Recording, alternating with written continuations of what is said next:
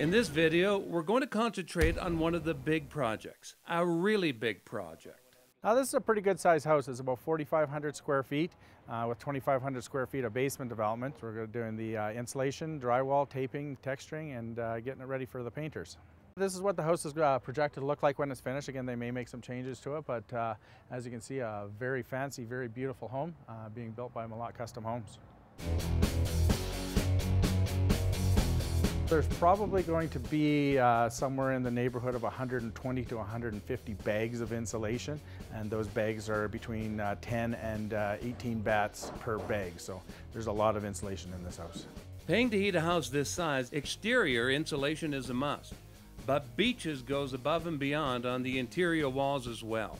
Insulation in the interior walls is for sound only, and there's no poly vapor barrier required on interior walls, whereas it is on the exterior walls. Generally, it's also an R12 product as opposed to R20 in exterior walls. People do soundproofing for different reasons. A lot of times they'll do it between floors. If there's a TV room on one floor and kids' bedrooms up above, they'll quite often insulate the floors in between.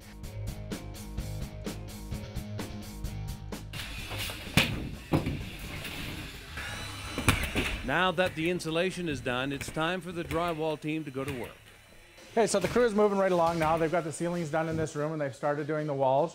They hang the drywall and then cut out any recesses like doors and windows and that sort of thing. They use a router for doing that. These guys are using all cordless screw guns, which makes the job a lot easier. They don't have cords following them around. And this custom house is no easy job. Vertical spaces, vaulted ceilings, and even curved walls present some challenges beyond the average do-it-yourselfer. The Beaches drywall team will be at it for about a week. Generally take 3 to 4 guys because you have 2 guys up on scaffolding and then 2 more guys down below handing up sheets of drywall for them to install. So this home has a number of coffered ceilings in it. It is a large house and they put a fair bit of detail into it. This here is a coffered ceiling, it's called, and that's where the roof goes from one level to another with a slope or a vault that goes into that coffered ceiling to create a 2-level effect in it.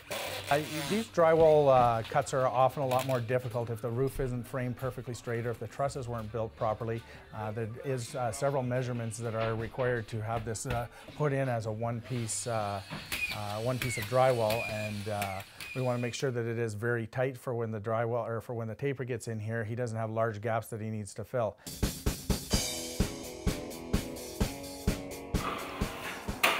With over 25,000 feet of drywall now cut and hung in the house, it's time for the tapers and mudders to come in and cover every gap, joint, and imperfection.